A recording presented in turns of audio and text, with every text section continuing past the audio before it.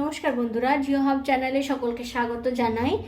আজকে আমি যে বিষয় নিয়ে আলোচনা করব সেটা হলো ইন্ডিয়াতে যে ক্রপিং সিজন আছে সেই সিজনে কোথায় কি শস্য চাষ হয়ে থাকে সেই নিয়ে আলোচনা করব। আমরা জানি, দেখো, ইন্ডিয়াতে চাল, ধান, গম, বিভিন্ন ধরনের শাকসবজি ইত্যাদি কিন্তু চাষ হয়ে থাকে। তো কখন চাষ হয়, কখন ফসল বোনা হয়, ফসল তোলা হয়, সমস্ত বিষয়ের উপর ভিত্তি করে মূলত তিনটি প্রধান ক্রপিং সিজন রয়েছে। সেই ক্রপিং সিজনটায় যে সমস্ত শস্য হয়ে থাকে তার নাম আছে। সেই তিনটি নাম হলো রবি, খারিফ অ্যান্ড জাইদ শস্য। রবি শস্য, খারিফ শস্য এবং জাইদ শস্য। তো প্রথমেই যার কথায় আসবো সেটা হলো রবি শস্য। দেখো বন্ধুরা, রবি শস্য কিন্তু মূলত উইন্টার সিজনে কিন্তু ওটাকে সোন করা হয়, মানে লাগানো হয়ে থাকে। এবার উইন্টার সিজন বলতে মোটামুটি অক্টোবর নভেম্বরে এটা কিন্তু লাগানো হচ্ছে। এবার হারভেস্টিং কখন করা হয়? মানে হচ্ছে হারভেস্টিং, মানে তোলা হয় ফসলটাকে। যখন ঘরে তোলা হয় সামার সিজন হয়ে যায়, এপ্রিল এবং মে, জুন, এই টাইমটায় কিন্তু রবি শস্যটাকে তুলে নেওয়া হয়। যদি আমি এক্সাম্পল বলি, সেরকম বলা যাবে হুইট, বার্লি, পিস। গম, বার্লি, পিস এগুলো মূলত কিন্তু রবি শস্যের মধ্যে পড়ে। এই রবি শস্য শীতকালে হয়ে থাকে, তাই এর জন্য প্রখর সূর্যের যে ব্রাইট সানশাইন কিন্তু চাই, আর ঠান্ডা ঠান্ডা একটু ভাব থাকা জরুরি, বৃষ্টিপাত বেশি না হলেও চলবে।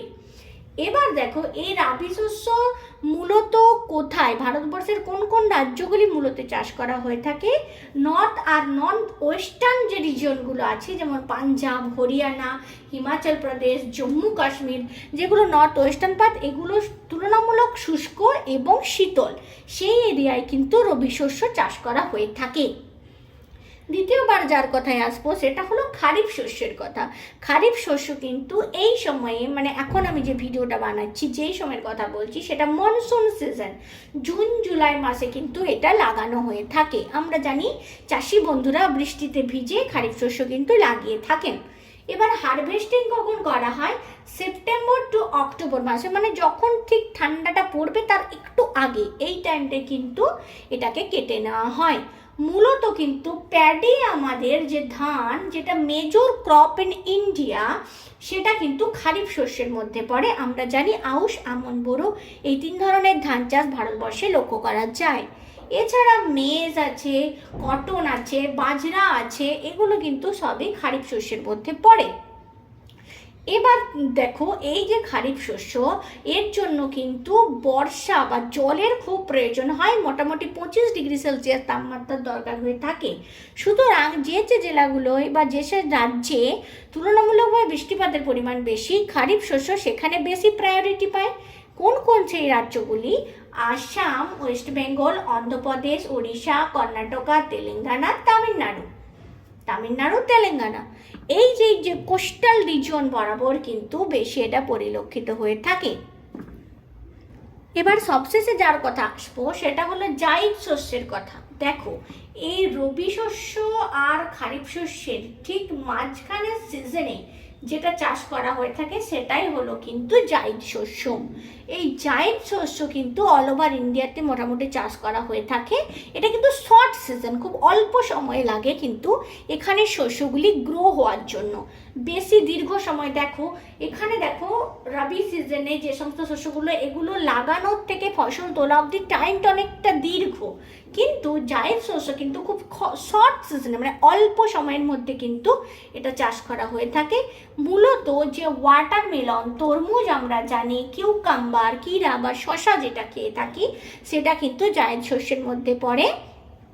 এবার কোথায় দেখতে পান যে ওভার ইন্ডিয়াতে সব জায়গায় অল্প অল্প করে চাষ করা হয়ে থাকে। রবি শস্য এবং খারিফ শস্যের ঠিক মাঝখানের টাইমটাতে কিন্তু জাইদ শস্য আমরা লক্ষ্য করতে পারি। তাই বন্ধুরা একটা সুন্দর ছকের মাধ্যমে রবি শস্য, খারিফ শস্য, জায়দ শস্য সুন্দর করে আমি তোমাদেরকে বর্ণনা করলাম। ভিডিওটা পজ করে তোমরা কিন্তু পুরো এটা মানে পুরো ভিডিওটার এটা স্ক্রিনশট নিয়ে নিতে পারো, এই পুরো বোর্ডটার। এটা যদি তোমরা এক্সামের আগে এক ঝলক দেখে যাও তো কোথাও কোনো ডাউট কিন্তু থাকবে না।